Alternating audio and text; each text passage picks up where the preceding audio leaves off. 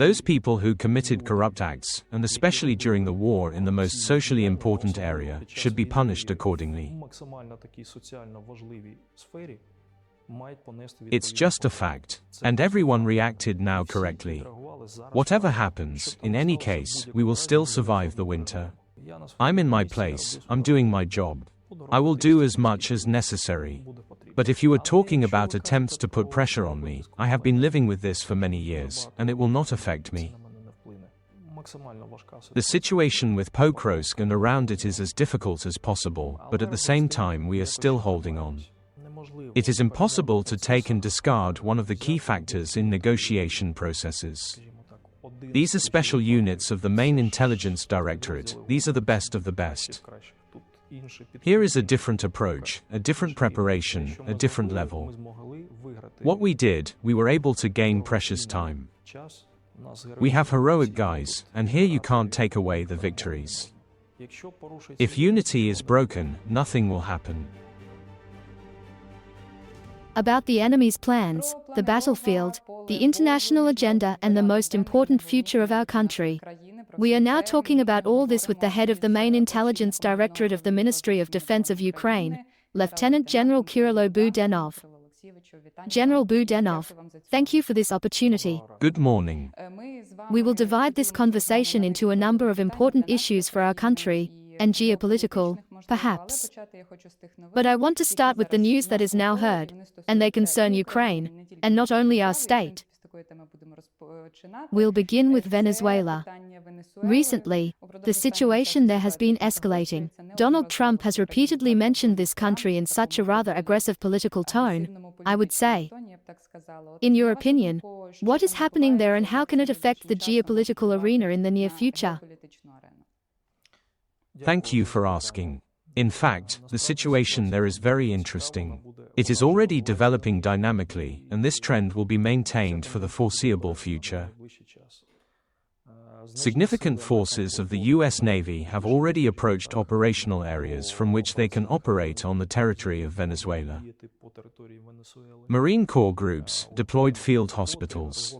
That is, technically everything is prepared for the operation, everything is prepared. By the way, the Secretary of War of the United States has already announced the start of this operation. That is, formally it is already underway. I think that in the near future we will all be watching. What happens to those regimes who don't want to live by civilized rules and use drugs as a tool, oil as a tool? And in general they deal with a little bit of the wrong people who would need to be dealt with. Who else do you think could be on this list of countries? Interesting question. You know, there was a very, very professional operation recently, let's say, which the whole world saw in Iran. When, demonstratively, one might say, pinpoint bombings were carried out directly from the territory of the United States. I have already explained this once, I can repeat it again. This was done as demonstratively as possible. Strikes were carried out from the territory, directly from the territory of the United States. Not from jump airfields, as everyone thinks. No, the bombers came straight from the States, demonstrating their power and greatness, and that you can reach anywhere in the world. What signal was this demonstration for the Russian Federation, in your opinion? So sobering. And after that, the Russian Federation began to make a number of attempts to show its power. This refers to demonstration launches of nuclear weapons carrier vehicles. Most of them were unsuccessful, some were successful. But this is still not the level, let's say, that was shown in Iran. What signal was the demonstration of the Russian Federation for the Western world? Just as the enemy still has power, and we need to take this seriously. I also want to talk about one of the latest statements by the American president. He said that hostilities in Ukraine should end as soon as possible, calling the war a terrible bloody massacre and the largest war since World War II. And when we move on to the topic of the Russian-Ukrainian war, how would you describe the stage we are at now? All I can say is I hope the President of the United States is right and this can all be resolved somehow in the near future. The fact that this is the bloodiest and, let's face it, not the bloodiest in terms of the number of civilian casualties, but the largest since World War II, meaning in the world. But certainly the largest and bloodiest war in terms of the use of conventional weapons. That is, everything is used here. The only thing is that aircraft carriers were not used, but the only aircraft carrier that the Russian Federation has is not combat ready and far from our operational area.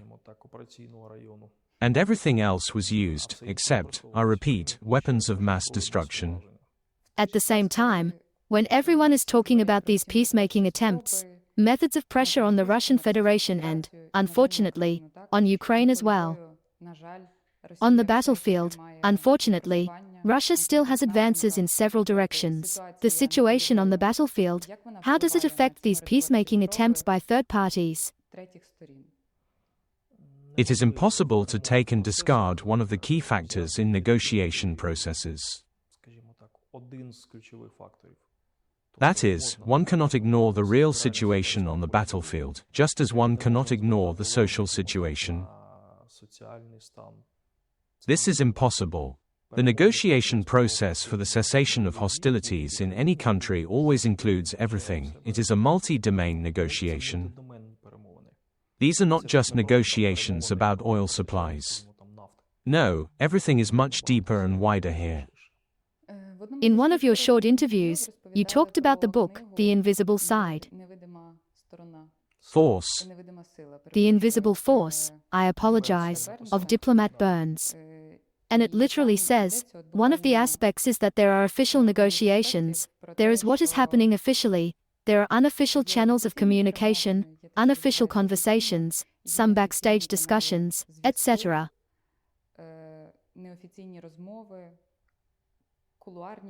And they always matter more than the official side. Yes. And in the Russian-Ukrainian war, how are such tools used? That is, how much does the Russian Federation use it and how much does Ukraine have such capabilities? Let's face it, I'll refrain from answering your question directly. I will answer, as they say, in general. All parties must use whatever leverage they have to achieve the goal. The Russian Federation is traditionally strong in this regard. Everyone knows about their systematic work in all corners of the world, including the Western world. This is not a secret to anyone. Therefore, do such processes exist? They definitely exist. I also want to move on to issues related to the front and the Russian-Ukrainian war, and now talk in more detail than Pokrovsk. Fighters of the main intelligence directorate also took part in these battles. And they take it. And they take it. One of those operations, which was widely reported by both Ukrainian and foreign media, was a helicopter landing to pave a corridor for other fighters of the Ukrainian Defense Forces. And you commanded the operation directly. The operation was commanded by the commander of the unit. I was nearby, helping him to the best of my ability, let's say. We have heroic guys, and here you can't take away the victories. What were these results of this operation? Those details that you can share with us? How do you generally assess the situation around Pokrovsk now? The situation with Pokrovsk and around it is as difficult as possible. But at the same time, we are still holding on. I would answer you again. You have to look at the primary sources, as they say. Why was that operation needed in this way then? Because the situation was as tense and aggravated as possible. I want to remind you that all this happened against the backdrop of the official statements of the Russian Federation about the capture of the city, when Gerasimov reported to Putin that the city had been taken. And here you have to understand what the situation was at that moment. Nothing else would have worked. What we did was we were able to buy precious time, so that the main units of the armed forces can approach the city as calmly as possible. For strengthening, let's say. After that, everyone in Russia immediately stopped saying that the city had been taken. They began to talk about what was coming. There was progress, there was success, there were many battles, but they moved away from the fact that everything. Do you see any separate political and propaganda role of Pokrovskaya for Russians? Of course, this is a key element of their propaganda and a key element in the military domain, which they are now focusing on and will continue to do. It will be a great victory for them if this happens. And how can it affect Ukraine diplomatically? Exactly the opposite. However, let's hope that the combined policy, diplomatic work, the work of the military, above all the fighter in the trenches, as they say, will give its result. And we will be able to get out of this situation properly. Could you also share with us the details of how the fighters of the main intelligence directorate conduct such operations? Because it is not the first one at the front. And what is this? When soldiers arrive and carry out a certain operation. Yes, this is our job. How else? The Special Forces units of the main intelligence directorate were always in all the bloodiest and hottest spots. Absolutely always, both in 2014 and now. As much as it requires preparation and inspiration, and, I don't know, patriotism, probably. Because these operations, if you look at some of the footage, they are very dangerous. The fighters behave very bravely. These are the GOR Special Forces, they are the best of the best.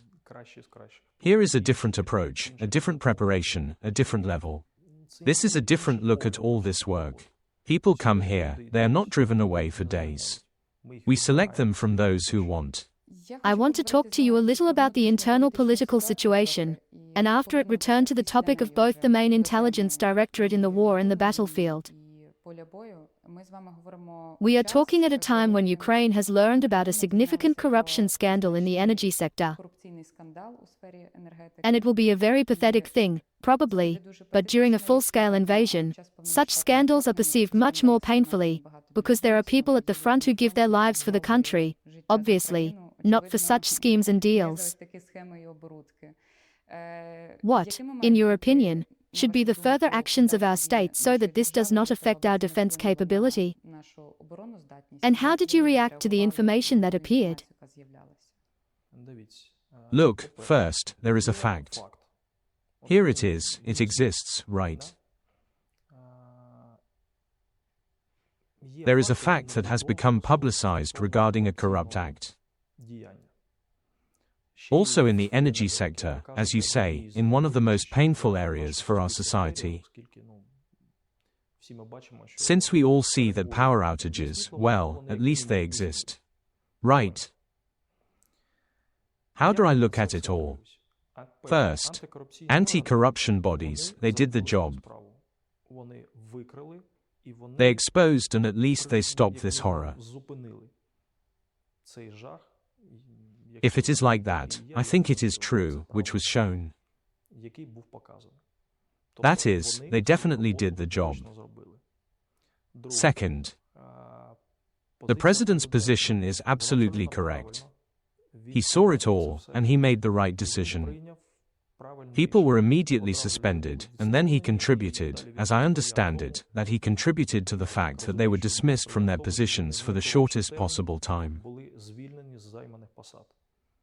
That is, here, too, we can state that he, in my opinion, did his job absolutely correctly.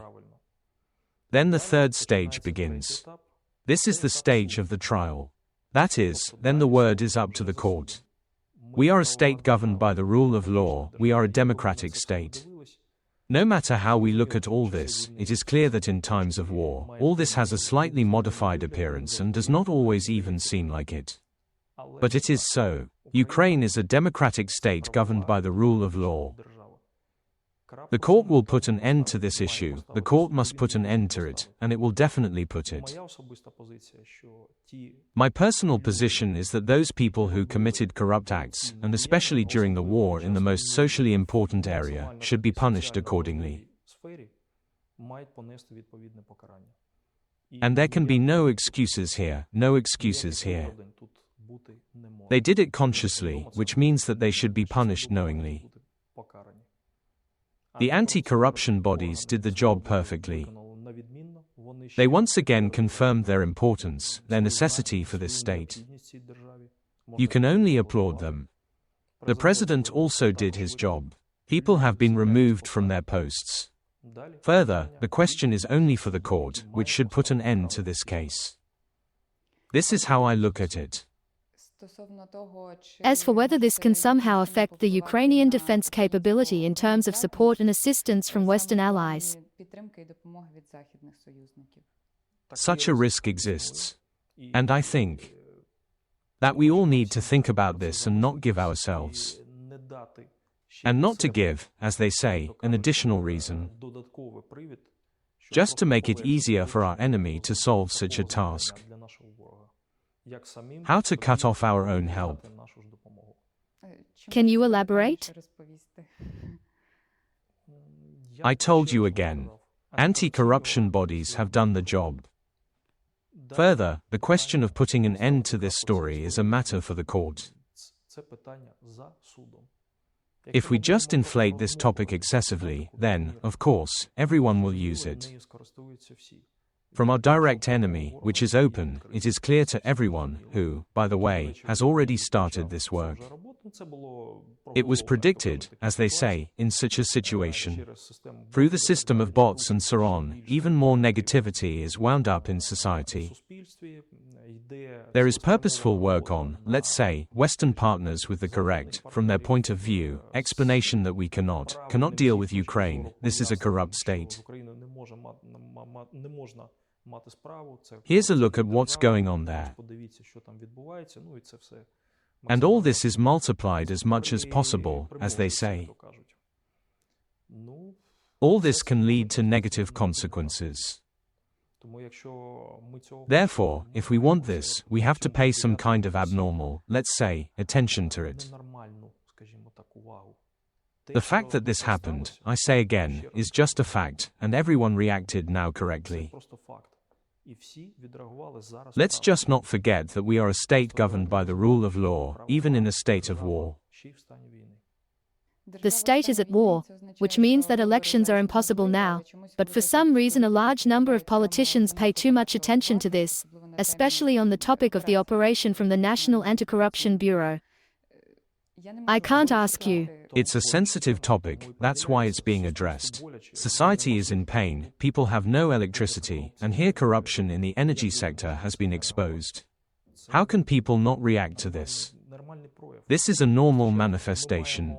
I just say once again, we must, returning to the previous question, not go too far in this situation ourselves so that we will cut off everything possible for ourselves. Regarding elections, you raised an interesting question. I will answer you a little too, as they say, from the side. I'm a very big fan of the series, the feature film series, Game of Thrones. In fact, I consider it one of the greatest such, the most successful works of art of recent years. And this situation, in my opinion, is very similar to what we see there. That is, the main plot is a competition of kings, let's call it that, for supreme power. And, in principle, this shows that it's normal, there are always dirty methods, not dirty methods, it doesn't matter now, but it always is. But at a certain point, they face a general threat, let's say, to the existence of themselves and this entire United Kingdom. When the dead go, White Walkers from the north. By the way, if you apply this allegory to Ukraine, it seems very similar. And at a time when there is a general threat, all these games, competitions for power, they become generally uninteresting, because the existential question arises of existence and survival. Тому що екзистенційне питання підіймається існування і виживання. Therefore, for a certain period of time, everyone more or less somehow unites around a common threat. The threat is stopped and then returned to its normal rhythm, again a continuation of these competitions, let's say. This, I think, is the answer to this question. We have exactly the same threat. Until we decide with it, all this is just frivolous, to say the least. I want to quote a part, because I really hope that the war will end and there will be democratic elections in a free Ukraine. I told you, Ukraine is a democratic state governed by the rule of law, and we must remember this. Everyone who forgets about it or wants to make it forget about it. No, it won't be like that. But everything has its time. I want to talk about those potential threats. According to former GUR head Valery Kondratyuk, Russia will not necessarily put openly pro-Russian politicians in power, but will rely on those who will promote messages such as peace at any cost, freezing the war for the sake of the economy, sanctions harm ordinary people, etc. I won't ask you about Medvedchuk for now, but I will ask about how we can avoid such a scenario and not fall for these cunning and insidious methods.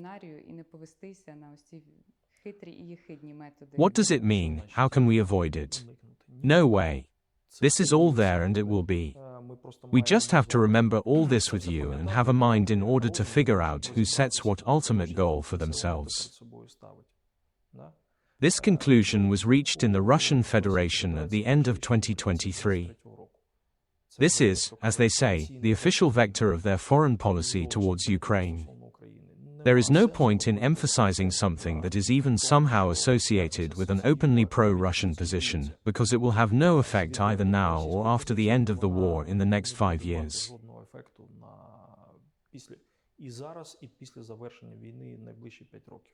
That is, we need to work with those, let's say,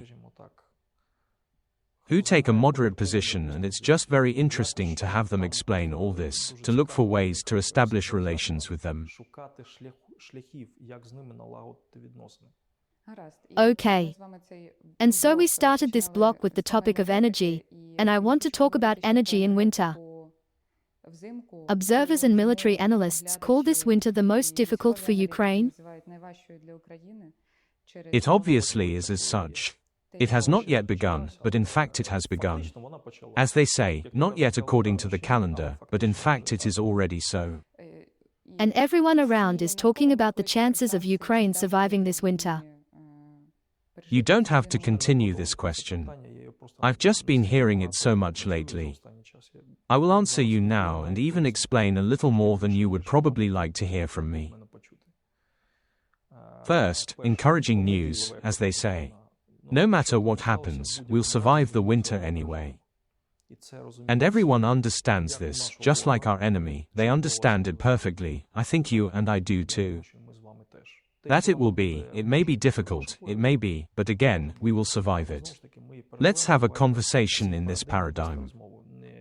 Not that everything is gone, and so on, but that we will go through this period. The second thing I'll tell you, probably. It seems to me that it will be interesting for you and for those people who will watch it. In the Russian Federation, in-depth studies were carried out before making a strategic decision on the start of all these strikes on the energy sector. And they came to the right conclusion, and it's correct, no matter how you and I look at it.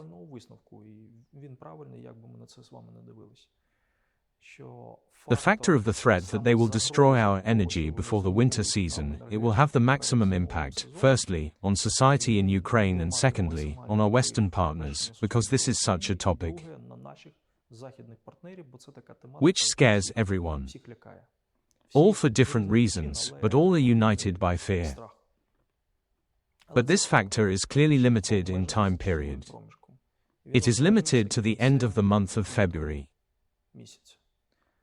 Therefore, it is expedient, to which they came to the conclusion, this is the threat of destruction of the energy system before winter. This is a factor of influence for strengthening the positions of the Russian Federation, including the negotiating position.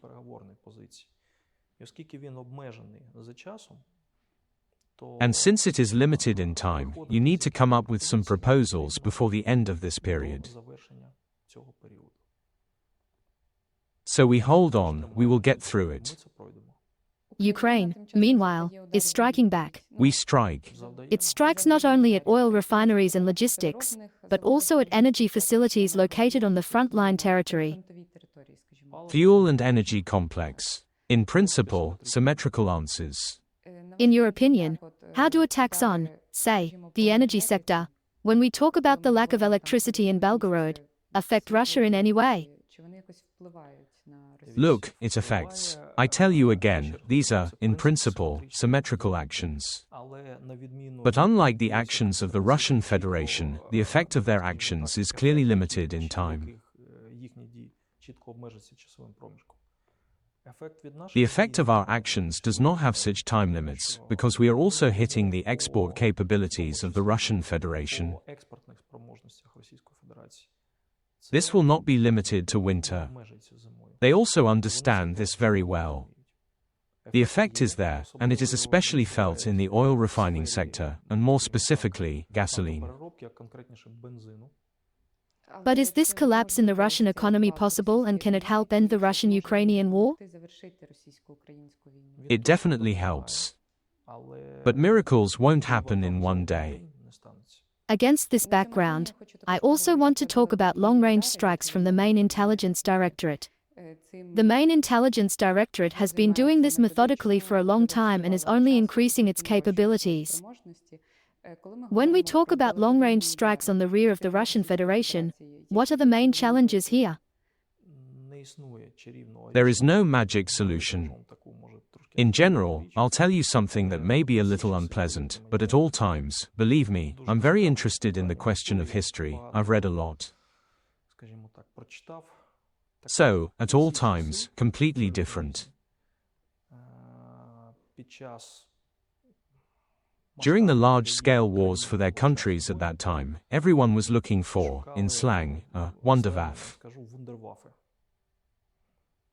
But only one factor unites everyone, which consists of two components, let's say. First, no one found it in time. And secondly, it did not help any of those who were looking for it. There are no magic solutions. There is planned and systematic work. It always gives results. And when someone hopes, a miracle will happen now. A miracle can happen once, maybe twice, even 3 times, but it cannot radically change what is happening systematically. Any system will defeat haphazard actions over time. This is both a major threat and a plus. Returning to our beats, when we systematically carry them out for a long period of time, we will achieve our goal. If just in one day let's launch everything we have, I don't know, somewhere, and it will look strong and beautiful, and we will immediately achieve something there with you. No, this will not happen. When we talk about these strikes, but from the point of view of the Russian Federation's plans, is this their goal to intimidate the West, or is it still preparation for some kind of expansion of a global war? Altogether. In the near future, the main goal here is to reduce support for Ukraine.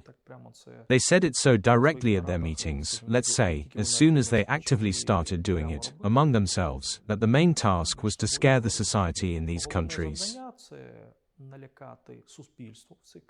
We cannot achieve the result we want by acting through politicians, for a number of reasons. Then let's work now through society so that they are intimidated and come out with anti-war, let's say, demonstrations, express anti-war positions, and they will automatically push for a reduction in the escalation with the Russian Federation. And the way to do this is to reduce aid to Ukraine and arm ourselves. Let them defend themselves.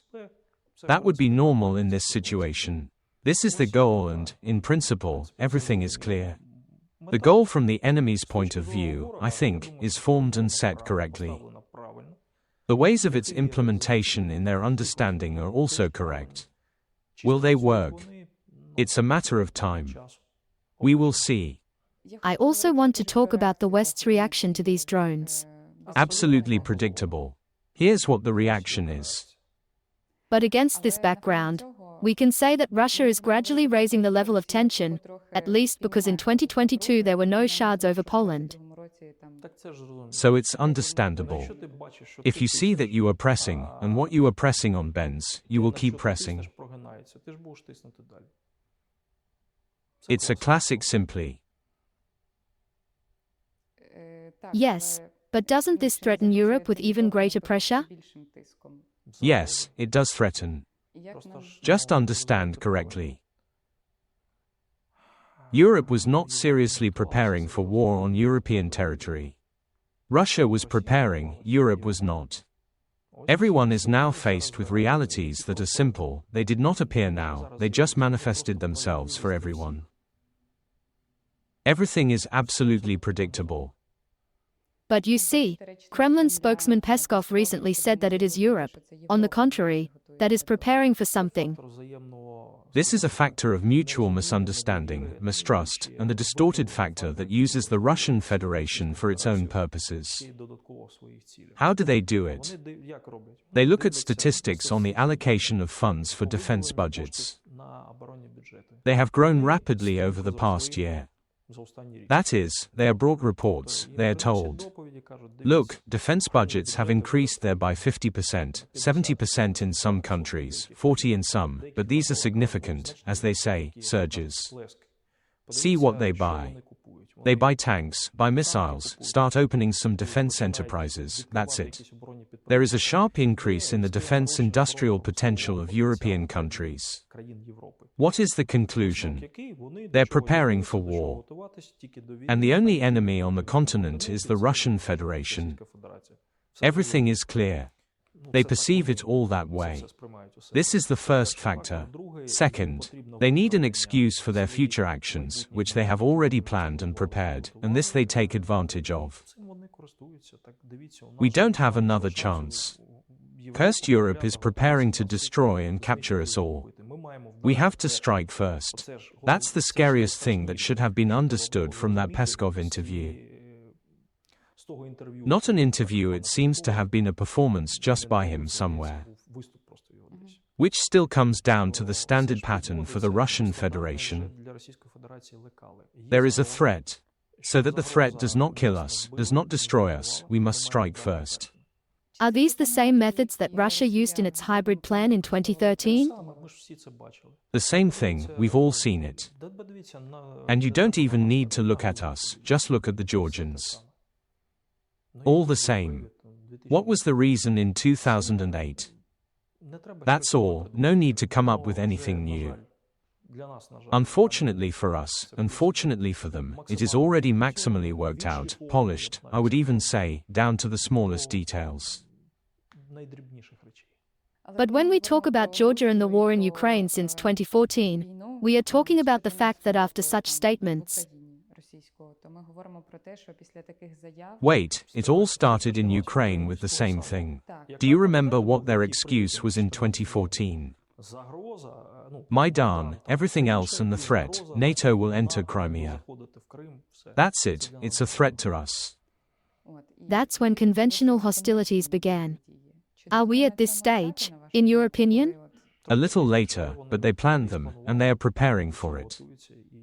And I have no doubt that Russia will be ready for this. I can see how they do it. They do it well, let's put it bluntly. Will Europe be ready for this? We'll see in time. And I'm also curious about what you think about the fact that some experts, politicians, and military personnel are saying that these conventional, perhaps not full-scale invasions, but provocations are possible during the Russian-Ukrainian war. And some say that active hostilities in Ukraine will end first, and then Russia can expand them to the west. I am also in the second position, and I am based on, at least, the information that I have. Until it's finished here, nothing will happen there. Нічого там не буде. How many years do you think Europe has to prepare? According to the plans, by 2030, but they are reducing the deadlines now, shortening them. Because they feel powerful or because they are in a hurry? Let's just say it hypothetically. The war in Ukraine has ended. From Russia's perspective, we are looking at all this now. They have great human potential that has gone through the war. It doesn't matter in what sense, it just passed. That is, people with real combat experience. First, they need to be kept somewhere, used somewhere, and so on. Otherwise, the problem of internal stability begins, because this is only a leap in crime and cannot provide anything else. Second, this potential must be somehow preserved and used before they lose it for purely physiological reasons.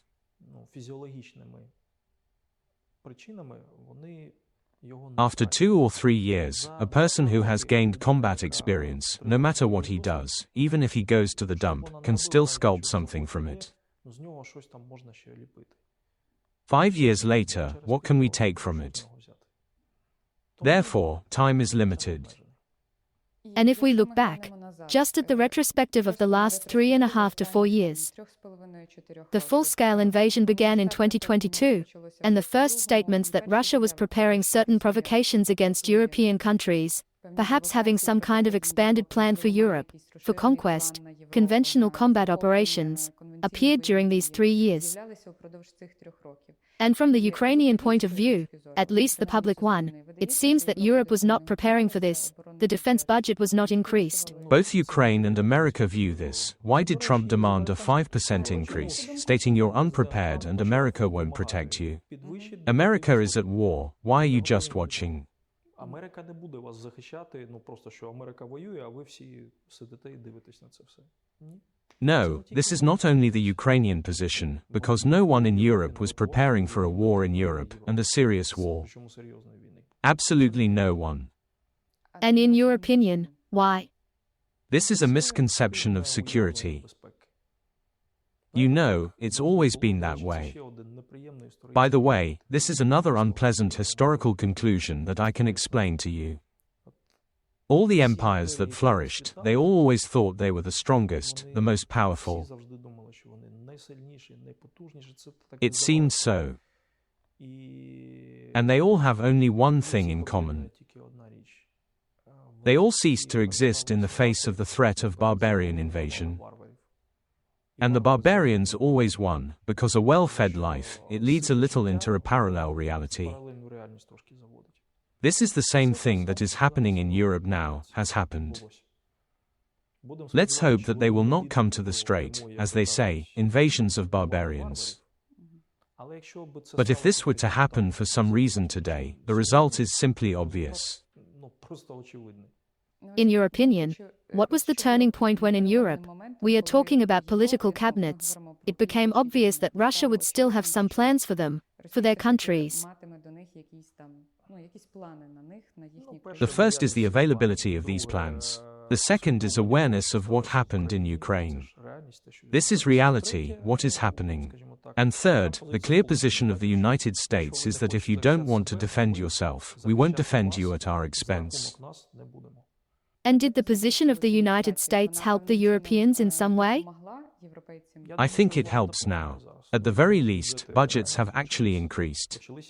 Some more or less serial production has begun, because producing the best tank in the world is good, but you make 10 of them there a year. It's good that it's the best. But what's next? Relatively speaking. Doppelgangers still exist? Yes, in place. By the way, you mentioned this investigation and other investigations. There, it reached the point of absurdity when official events with the participation of the first person of the state were held, relatively speaking, in Moscow and in the Far East with a difference of half an hour. Everyone understands that this is simply physically impossible to do.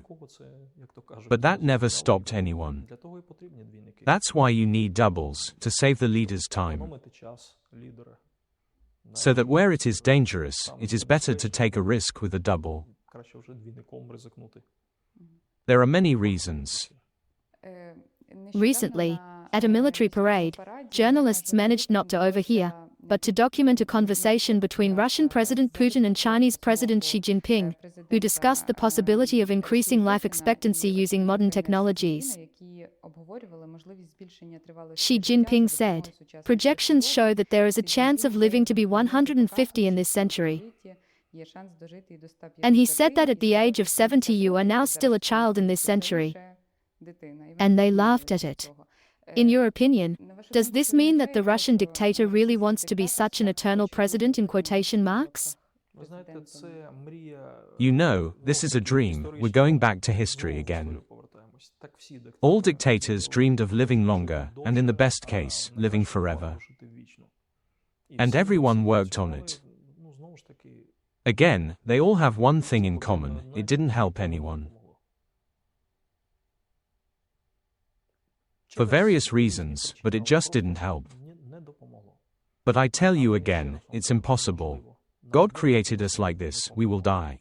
We should all remember this. Anyone who wants to live forever simply won't succeed. And about this eternal President Putin. Previously, at the beginning of the full-scale invasion, there was an opinion that if Putin died or was killed, the war would stop there and everything would fall apart in Russia, and all that. Now the situation seems a little different. War, maybe, if you take war in Ukraine, anything can happen here, I agree with that.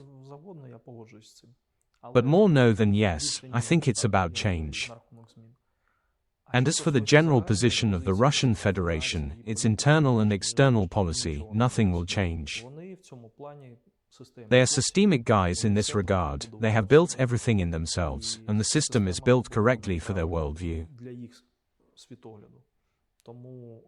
Therefore, a change in the first person will lead to a certain redistribution of influence and finances, but it will not change the general course. Everything is stable. I want to return a little more to the domestic situation and domestic policy, perhaps. During the Great War, the media repeatedly reported on your possible resignation. I know that you have even commented on this several times. It's not even funny anymore, you know, for all this time, for so many times already. But, despite these rumors, you still remain in one of the most important positions of the military, it seems to me, for our country, especially during the Russian-Ukrainian war. How do you feel about these rumors now? I'm telling you, it's not even funny anymore. I just don't pay attention to it anymore. I'm in my place, I'm doing my job. I will do as much as necessary. And on one more thing often written about by the media. The head of the SBU, Vasyl Maluk, stated at the end of February this year that an assassination attempt was being prepared against you last year on Easter. And this is not the first such message that appears there from officials or from the press. And this is actually a huge pressure, as it seems to the average person.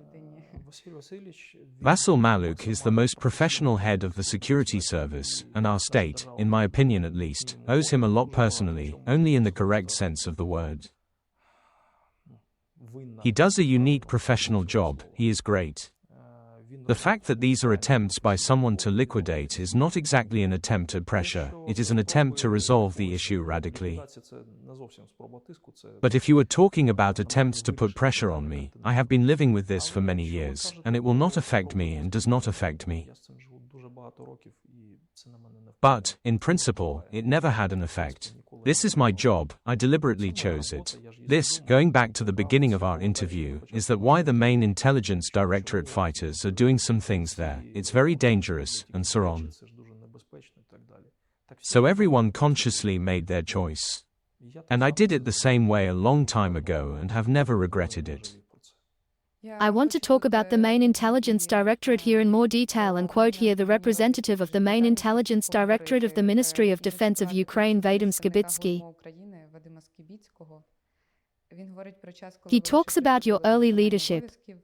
That was 5 years ago, a little more. 5.5. It was in 2020. It's about you. He must have felt that there would be a big war, because he paid special attention to the development of special forces, the so-called active duty units. We have already talked about the Russian-Ukrainian war since 2014. But when you came to this position, what exactly indicated that a major war was just around the corner and that it was worth creating, building up the combat component of the GUR? But I'll tell you even more here. When I arrived, I clearly prioritized, because it's impossible to raise everything at once. I live in this paradigm. You can take on something and build on it, raise it, then reach a certain level, take on the next question, and so on. That is, gradually. You can do it in parallel if you have unlimited resources, but I didn't have them at the time, and I don't have them now. I made it a priority then. Everyone who was involved in this remembers it, including General Skibitsky. He should remember it too. On two aspects: intelligence work and special purpose units. Why such a choice? Because, in my opinion, this is one of the most important things in times of war. And this is something that can really affect the course of events. In the end, I was right. Intelligence work gives anti-emptive information not on the fact of some kind of conversation with someone, recorded, but purely anticipatory about plans. Nothing ever compares to this. And special forces units can implement certain ideas that can affect the course of events in general.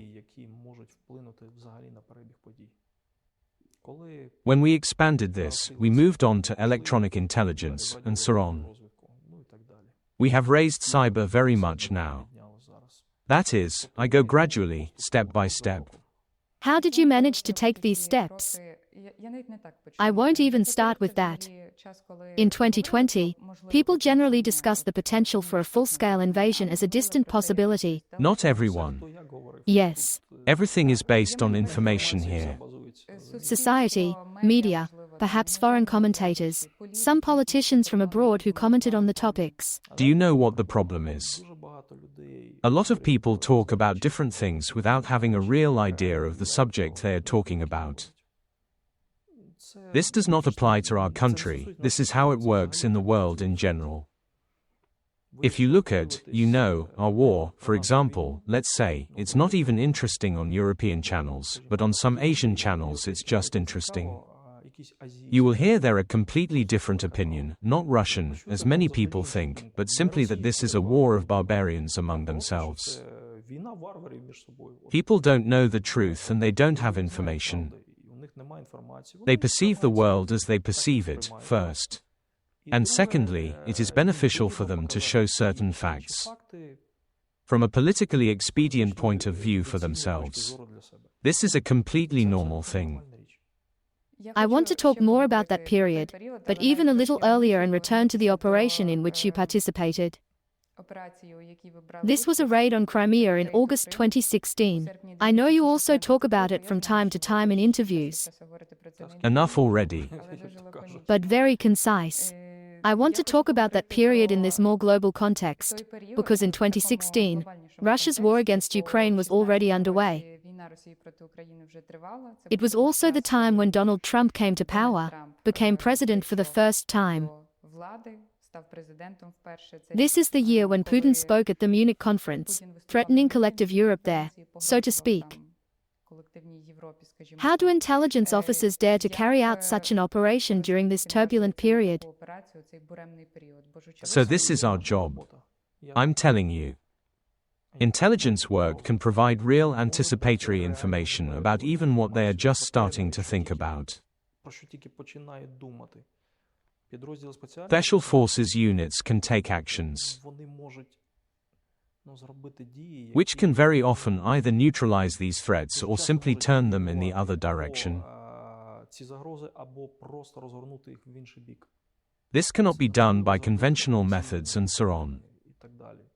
That's the only way. I want to talk to you about the battlefield. Let's talk. This is almost the end of the interview. Battlefield. Now, unfortunately, we have a situation where we understand. We have two battlefields now, you know. We have a battlefield that everyone sees, military, let's say, and an internal battlefield, when there are attempts to undermine our unity. I'm not saying that it's just that everything inside is done by someone from the outside. No, it is not. A lot of things are objective, that's right. But in principle, the manipulation of information and its correct use is in the interests of certain players, and here the interests of many global players collide, not only, as everyone thinks, here Ukraine and Russia, and some collective West. No. First, the collective West has completely different opinions, sometimes even polar ones. Secondly, there is also the influence of certain Asian players. The situation here is very difficult. Therefore, we have two domains, let's call it that. Internal and military. If we talk about internal threats, how do we confront these threats, say, those coming from outside? Unity. This is the only conclusion and the only one. The only option is how we can resist, by the way, militarily, if you like, if we take it more widely and internally. Unity. If unity is broken, nothing will happen. Remember the beginning of 2022, for example. Why were there no problems with mobilization then? And it was not necessary. People left on their own. There was unity, there was understanding. Remember 2014. By the way, it was the same. I analyzed, again, returning to history, the history of Ukraine since the time of ruling the Hetman Bogdan Khmelnytsky, in great detail. A very unpleasant conclusion. This means that in military terms, we can honestly say that we have never been defeated. Certain battles, defeats were lost there were serious ones. There were also serious victories, which, by the way, we do not want to mention for some reason.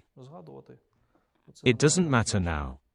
But we have always lost because of the loss of unity and because of internal discord. Always.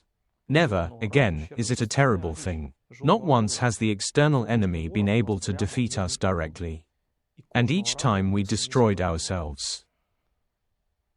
Unity. I'm going to ask a very trivial question now, but I can't help but ask it. We live in, if we talk about Ukrainian society, a difficult time, frankly, and these corruption scandals, and power outages, and the fact that the war continues. This affects everything and will continue to.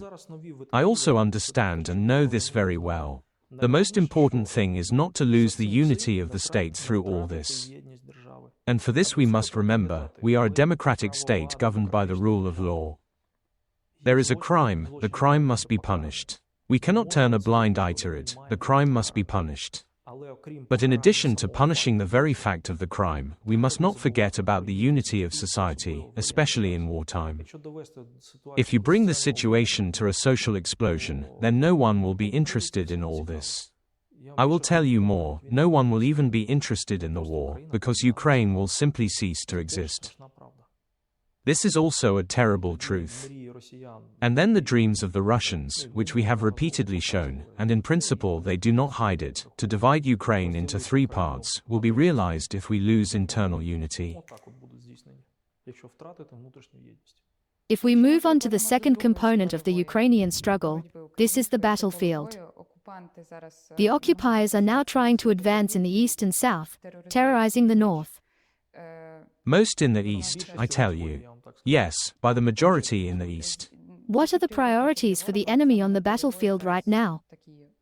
Again, I probably won't tell you anything new. They set themselves the goal of the complete occupation of the Donetsk region. They want to do this so as not to reveal, as they say, a state secret, in the spring of 2026. This is unrealistic.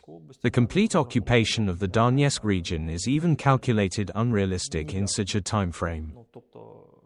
That is, the task is set in advance as a failure, but they will try. How it will be remains to be seen. In the south, what you say is their attempts to come close to the city of Zaporizhia. They set this as a goal. Dart artillery and drone terror to force both the military command to withdraw from the left bank and the civilian population to leave the city.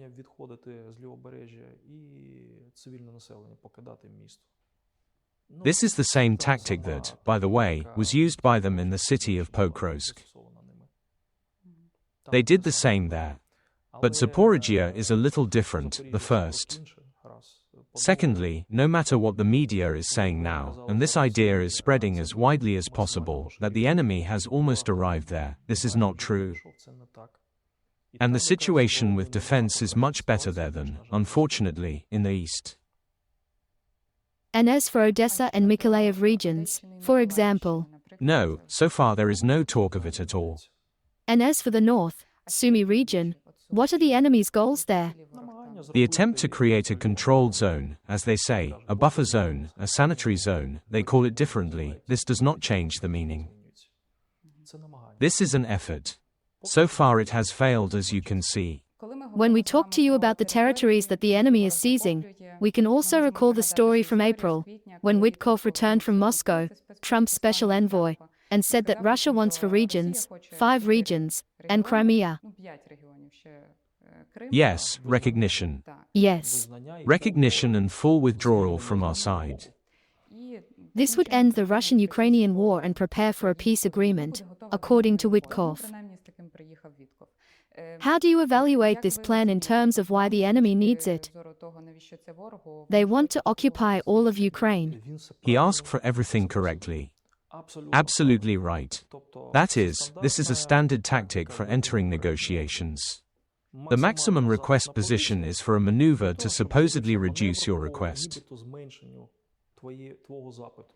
Although you understand in advance that you are asking things are unrealistic and there is not even a chance for it to happen. This is just a negotiation tactic.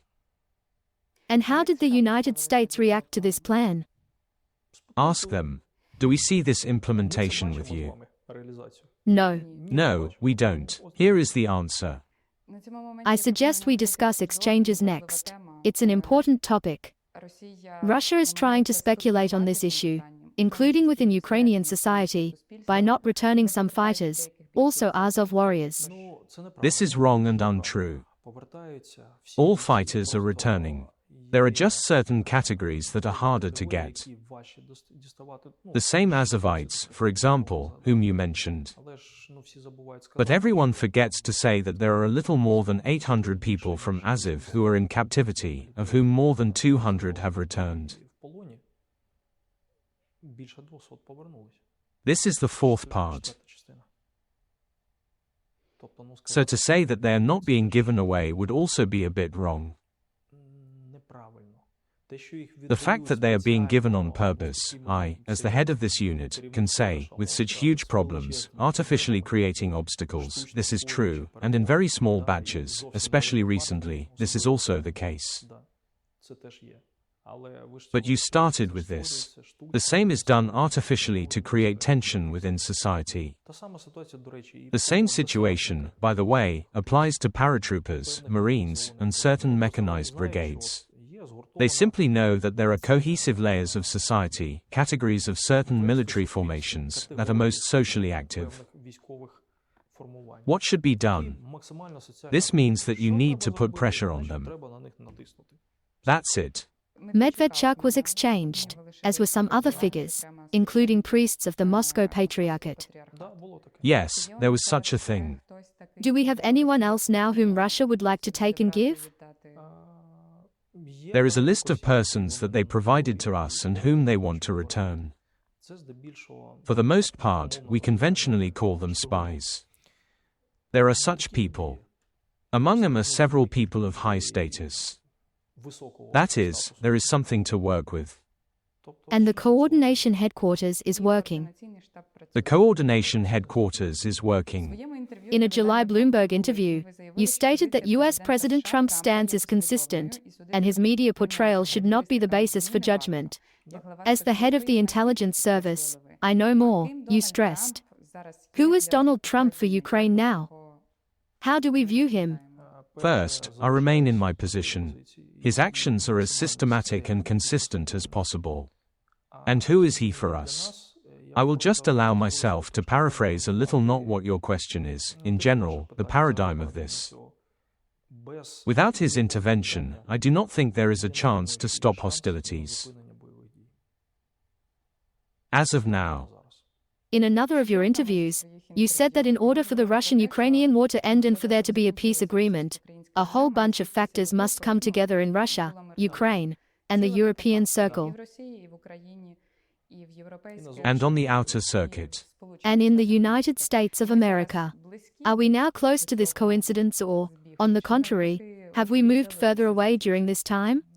We will get closer to this in the winter. Let's put it this way.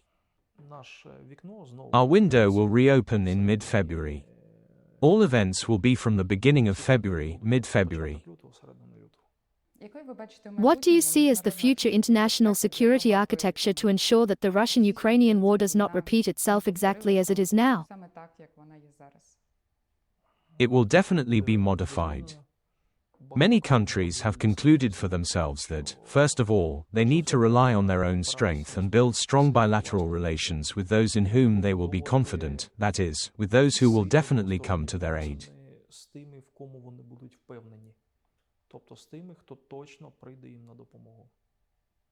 What was happening, especially at the beginning of 2022, during the start of a full-scale invasion of us, discussions within NATO, they showed that certain countries were categorically not ready to make radical decisions.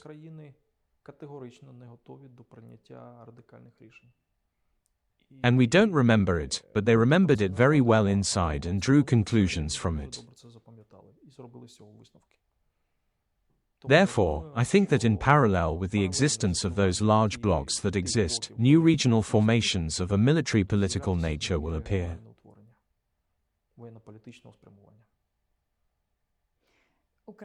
Ukraine will be taken? Or will Ukraine take? I would like Ukraine to take. We will see how it will be. Time will tell. Ukrainians often seek an internal messiah, debating who should lead as president, prime minister, or commander-in-chief. Who are they not talking about? These don't fit.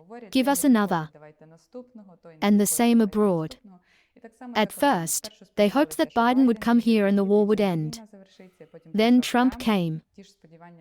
Those hopes lasted for several months, as we realized that ending the Russian-Ukrainian war is not so easy. And hence the logical conclusion is that we need to rely on ourselves and work on our defense, endurance, and unity, as you said. On ourselves. How to do this in conditions of such turbulence and uncertainty?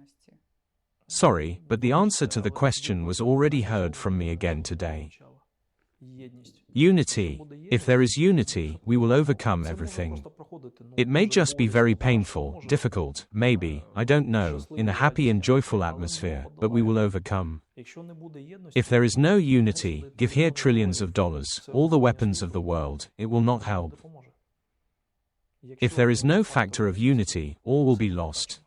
And all the human sacrifices that have been, they will be in vain. I hope those looking for the light at the end of the tunnel find it. And we will remember unity, like in 2022, when Russia planned to seize Ukraine in 3 days. And we have been fighting for the 4th year soon. Thank you for the interview. Thank you, nice to speak with you. Thanks.